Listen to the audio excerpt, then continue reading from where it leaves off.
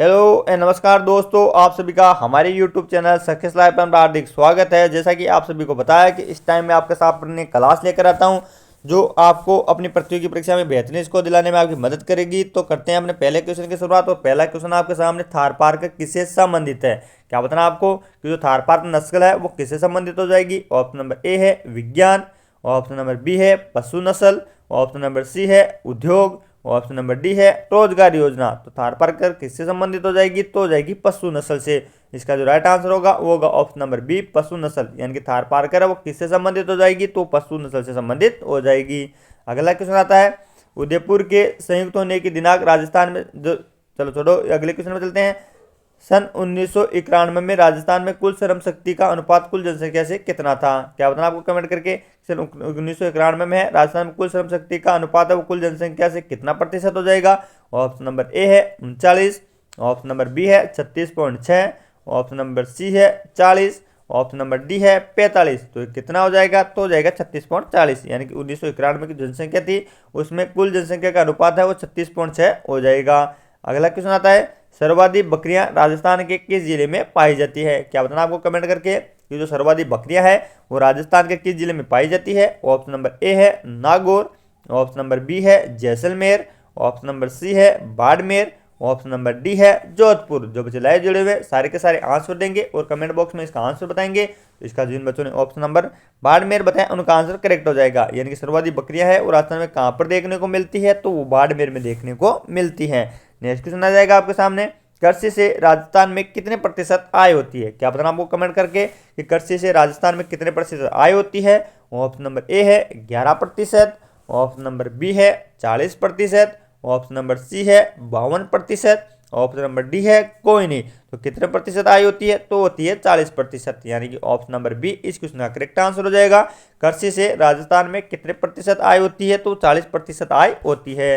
Next question आ जाएगा आपके सामने राजस्थान में तांबा कहाँ पर मिलता है। इस क्वेश्चन को तो इंपोर्टेंट कर ही लेना कि राजस्थान में जो तांबा है वो कहाँ पर मिलता है। ऑप्शन नंबर ए है ब्यावर में, ऑप्शन नंबर बी है खेतड़ी, ऑप्शन नंबर सी है नाथरा की पाल, ऑप्शन नंबर डी है कोई नहीं। एकदम साधारण क्वेश्चन है कि इसका जो राइट आंसर हो जाएगा वो हो जाएगा ऑप्शन नंबर बी खेतड़ी, यानी कि राजस्थान में तांबा कहाँ पर मिलता है, तो खेतड़ी में मिलता है। ऑप्शन नंबर बी इस क्वेश्चन का करेक्ट आंसर हो जाएगा। अगला क्वेश्चन आता है आपके सामने राजस्थान में 1991 की जनगणना के अनुसार सबसे अधिक आबादी के घनत्व वाला जिला कौन सा हो जाएगा। इसका जो राइट आंसर हो जाएगा वो हो जाएगा, सारे बच्चे बताएंगे, चलो मैं बता देता हूँ। इसका जो राइट आंसर हो जाएगा वो हो जाएगा अलवर, यानी कि अलवर है वो इस क्वेश्चन का राइट आंसर है। नेक्स्ट क्वेश्चन आता है आपके सामने राजस्थान में आबादी की दृष्टि से दूसरा सबसे बड़ा नगर कौन सा हो जाएगा। क्या बताना आपको। राजस्थान में आबादी की दृष्टि से दूसरा सबसे बड़ा जो नगर है वो कौन सा है। ऑप्शन नंबर ए है कोटा, ऑप्शन नंबर बी है बीकानेर, ऑप्शन नंबर सी है अजमेर, ऑप्शन नंबर डी है जोधपुर। तो कौन हो जाएगा, तो हो जाएगा जोधपुर, यानी कि ऑप्शन नंबर डी इस क्वेश्चन का करेक्ट आंसर है। राजस्थान में आबादी की दृष्टि से दूसरे नंबर पर हो जाएगा। अगला क्वेश्चन आता है आपके सामने एड्स है वो किससे संबंधित है। क्या बताना आपको कि एड्स किससे संबंधित है। ऑप्शन नंबर ए है बीमारी, ऑप्शन नंबर बी है खेल, ऑप्शन नंबर सी है स्वायत्त संस्था, ऑप्शन नंबर डी है गैर सरकारी संस्था। तो ये किससे संबंधित हो जाएगी, तो ये बीमारी से संबंधित है। एड्स क्या है, तो ये एक प्रकार की बीमारी हो जाएगी। अगला क्वेश्चन आता है राजस्थान के कौन से जिले में ग्रामीण आबादी का सबसे अधिक घनत्व पाया जाता है। क्या बताना आपको कमेंट करके कि राजस्थान के कौन से जिले में ग्रामीण आबादी का है वो सबसे अधिक घनत्व पाया जाता है। ऑप्शन नंबर ए है अलवर, ऑप्शन नंबर बी है जयपुर, ऑप्शन नंबर सी है भरतपुर, ऑप्शन नंबर डी है सवाई माधोपुर। तो इसका राइट आंसर क्या हो जाएगा, तो हो जाएगा, सारे बच्चे आंसर देकर बताएंगे राजस्थान में कौन से जिले में आबादी का सबसे अधिक घनत्व पाया जाता है। सारे बच्चे आंसर देंगे और जिन बच्चों ने ऑप्शन नंबर बी जयपुर बताया उनको बहुत बहुत शुभकामनाएं। जो जयपुर है वो इस क्वेश्चन का करेक्ट आंसर हो जाएगा, यानी कि जयपुर में ग्रामीण आबादी का जो सबसे अधिक घनत्व है वो पाया जाता है। नेक्स्ट क्वेश्चन आ जाएगा आपके सामने वर्तमान राजस्थान प्रांत के लिए राजस्थान शब्द का उपयोग सर्वप्रथम किसने किया था। इस क्वेश्चन को तो इंपॉर्टेंट कर ही लेना कि राजस्थान शब्द का जो सर्वप्रथम प्रयोग है वो किसने किया था।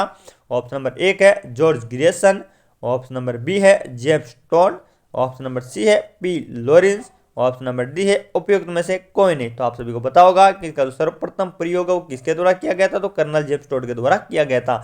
आपको ध्यान रखना है कि वर्तमान में जो राजस्थान प्रांत है जिसका हम वर्तमान में प्रयोग में लेते हैं उसका उस शब्द का प्रयोग है वो सर्वप्रथम जेम्स टोड के द्वारा किया गया था। ऑप्शन नंबर बी इस क्वेश्चन का करेक्ट आंसर हो जाएगा।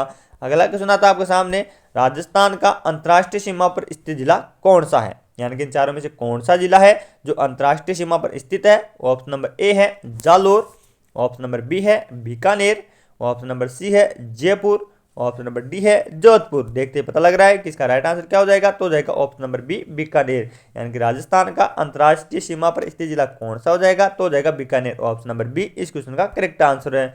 अगला क्वेश्चन आपके सामने, गाडगिल फॉर्मूला है वो किससे संबंधित है, क्या बताना आपको कमेंट करके कि गाडगिल फॉर्मूला किससे संबंधित है। ऑप्शन नंबर ए है जल संसाधन, ऑप्शन नंबर बी है वित्तीय संसाधन, ऑप्शन नंबर सी है अंतरराष्ट्रीय शांति, ऑप्शन नंबर डी है वैज्ञानिक खोज। तो किससे संबंधित है, तो ये वित्तीय संसाधन से संबंधित हो जाएगा।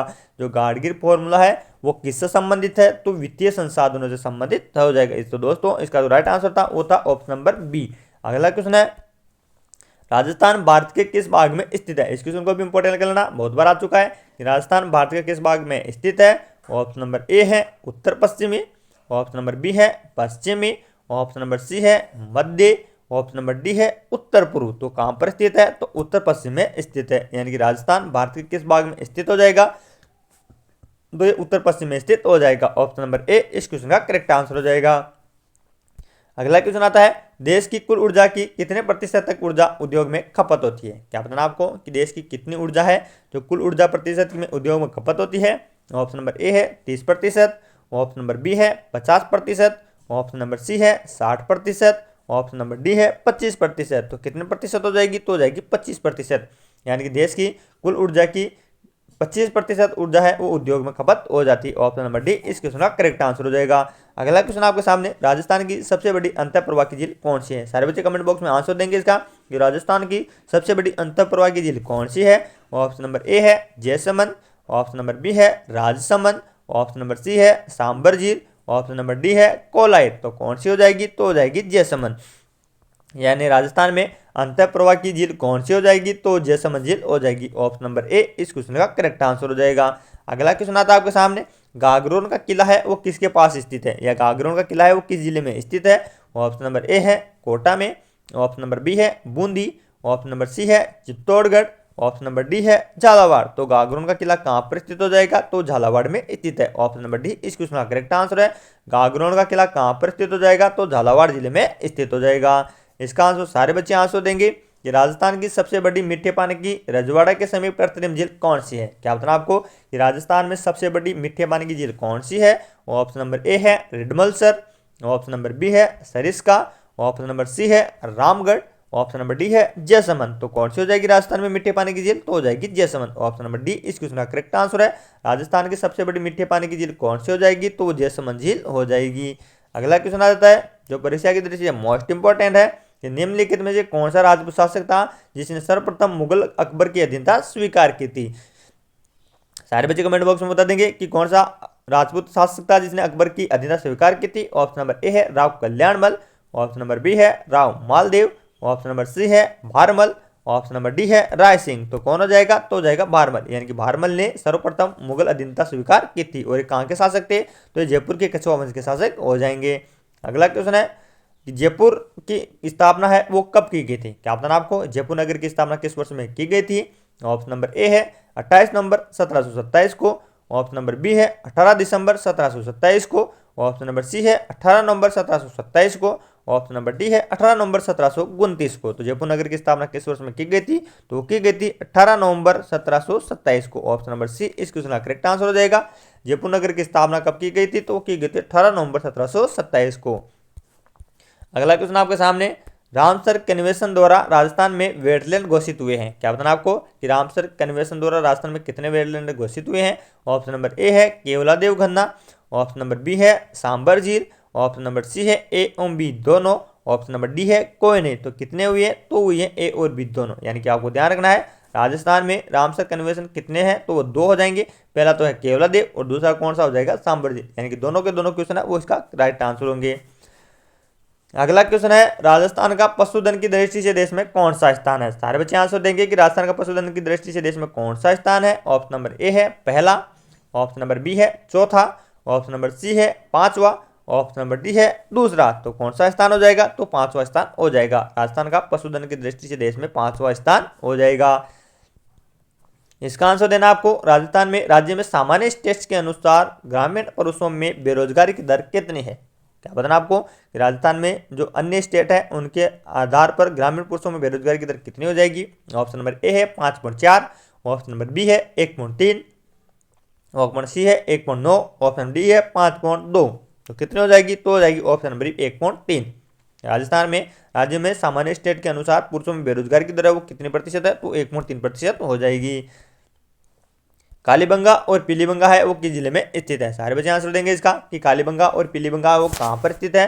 ऑप्शन नंबर ए है चूरू, ऑप्शन नंबर बी है हनुमानगढ़, ऑप्शन नंबर सी है श्रीगंगानगर, ऑप्शन नंबर डी है बीकानेर। तो कहाँ पर स्थित है, तो हनुमानगढ़ में स्थित है। इसका जो राइट आंसर होगा वो होगा ऑप्शन नंबर बी हनुमानगढ़, जहाँ पर कालीबंगा और पीलीबंगा स्थित है। और नदी पूछे तो कौन सी हो जाएगी, तो हो जाएगी घग्गर नदी।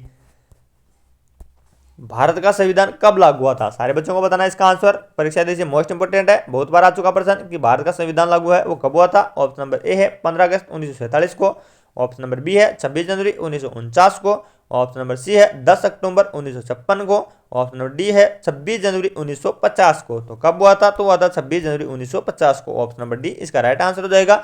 भारत का संविधान है वो कब लागू हुआ था, तो ऑप्शन नंबर डी 26 जनवरी 1950 को लागू हुआ था। अगला क्वेश्चन आ जाता है, युवक युवती के विवाह की न्यूनतम आयु का युग्म कौन सा सही है। क्या बताना है कि युवक और युवती के विवाह की जो न्यूनतम आयु है वो कितने वर्ष होनी चाहिए। ऑप्शन नंबर एक है 20 से 25, ऑप्शन नंबर बी है 21 और 18, ऑप्शन नंबर सी है 21 और 16, ऑप्शन नंबर डी है 21 और 25। तो कितने वर्ष होने चाहिए, तो होनी चाहिए पुरुष की तो 21 और महिला की कितने होनी चाहिए, तो 18 वर्ष होनी चाहिए। ऑप्शन नंबर बी इस क्वेश्चन का करेक्ट आंसर हो जाएगा। अगला क्वेश्चन है, वंदे मातरम किसने लिखा था। क्या बताना आपको कि जो वंदे मातरम गीत है वो किसने लिखा था। ऑप्शन नंबर ए है रविंद्रनाथ टैगोर ने, ऑप्शन नंबर बी है विवेकानंद ने, ऑप्शन नंबर सी है बंकिम चंद्र चटर्जी ने, ऑप्शन नंबर डी है एनी बेसेंट ने। तो वंदे मातरम किसके द्वारा लिखा गया है, तो बंकिम चंद्र के द्वारा लिखा गया है। इसका राइट आंसर हो जाएगा वो हो जाएगा ऑप्शन नंबर सी बंकिम चंद्र चट्टोपाध्याय, जिनके द्वारा वंदे मातरम लिखा गया है। अगला क्वेश्चन आ जाता है, इंकलाब जिंदाबाद का नारा है वो किसने दिया था। क्या बताना आपको कि इंकलाब जिंदाबाद का नारा किसने दिया था। ऑप्शन नंबर ए है Chandrashekhar Azad, option number B है Bhagat Singh, option number C है Mohammad Iqbal, option number D है नेताजी सुभाष चंद्र बोस। तो किसने दिया था, तो भगत सिंह ने दिया था। यानी कि इंकलाब जिंदाबाद का नारा किसने दिया था, तो भगत सिंह ने दिया था। ऑप्शन नंबर बी इस क्वेश्चन का करेक्ट आंसर हो जाएगा। इस क्वेश्चन का सारे बच्चे कमेंट बॉक्स में आंसर देंगे कि गांधी जी ने असहयोग आंदोलन कब चलाया था। क्या बताना आपको, गांधी जी के द्वारा असहयोग आंदोलन का जो प्रारंभ है वो किस वर्ष में किया गया था। ऑप्शन नंबर ए है सन 1920 में, ऑप्शन नंबर बी है सन 1921 में, ऑप्शन नंबर सी है सन 1957 में, ऑप्शन नंबर डी है सन 1923 में। सारे बच्चे आंसर देंगे इसका, और जिन बच्चों ने ऑप्शन नंबर ए 1920 बताया उनका आंसर करेक्ट हो जाएगा। यानी गांधी जी ने असहयोग आंदोलन कब चलाया था, तो सन 1920 में चलाया था। ऑप्शन नंबर ए इस क्वेश्चन का करेक्ट आंसर हो जाएगा। अगला क्वेश्चन आपके सामने, दांडी मार्च कब प्रारंभ किया गया था। क्या बताना है, जो दांडी मार्च है वो कब प्रारंभ किया गया था। ऑप्शन नंबर ए है 12 मार्च 1930 को, ऑप्शन नंबर बी है 12 मार्च 1938 को, ऑप्शन नंबर सी है 12 मई 1921 को, ऑप्शन नंबर डी है 30 मार्च 1948 को। तो दांडी मार्च कब शुभारंभ किया गया था, तो क्या गया था 12 मार्च 1930 को। ऑप्शन नंबर ए इस क्वेश्चन का करेक्ट आंसर हो जाएगा। दांडी मार्च का प्रारंभ कब किया गया था, तो 12 मार्च 1930 को प्रारंभ किया गया था। अगला क्वेश्चन है, संविधान में सुप्रीम कमांडर को क्या कहा जाता है। क्या बताना आपको कि संविधान में सुप्रीम कमांडर को क्या कहा जाता है। ऑप्शन नंबर ए है रक्षा मंत्री को, ऑप्शन नंबर बी है राष्ट्रपति को, ऑप्शन नंबर सी है प्रधानमंत्री को, ऑप्शन नंबर डी है फील्ड मार्शल को। तो किसको कहा जाता है, तो राष्ट्रपति को कहा जाता है। यानी कि संविधान में सुप्रीम कमांडर किसे कहा जाता है, तो राष्ट्रपति को कहा जाता है। अगला क्वेश्चन आ जाएगा आपके सामने, विजय स्तंभ किसने बनवाया था। क्या बताना आपको कि विजय स्तंभ का निर्माण किसके द्वारा करवाया गया। ऑप्शन नंबर ए है Maharana Kumbha, option number B है Maharana Pratap, option number C है जयमल और पत्ता, ऑप्शन नंबर डी है बनवीर। तो किसके द्वारा किया गया था, तो महाराणा कुंभा के द्वारा इसका निर्माण करवाया गया था।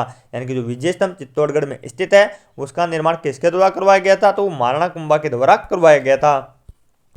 अगला क्वेश्चन आता है आपके सामने, पानीपत का पहला युद्ध कब हुआ था? क्या बताना है, जो पानीपत का पहला युद्ध है वो कब हुआ था? ऑप्शन नंबर ए है 1526 में, ऑप्शन नंबर बी है 1527, ऑप्शन सी है 1726, ऑप्शन नंबर डी है 1676। तो पानीपत का पहला युद्ध कब लड़ा गया था? तो 1526 ईस्वी में लड़ा गया था। ऑप्शन नंबर ए इसका राइट आंसर हो जाएगा।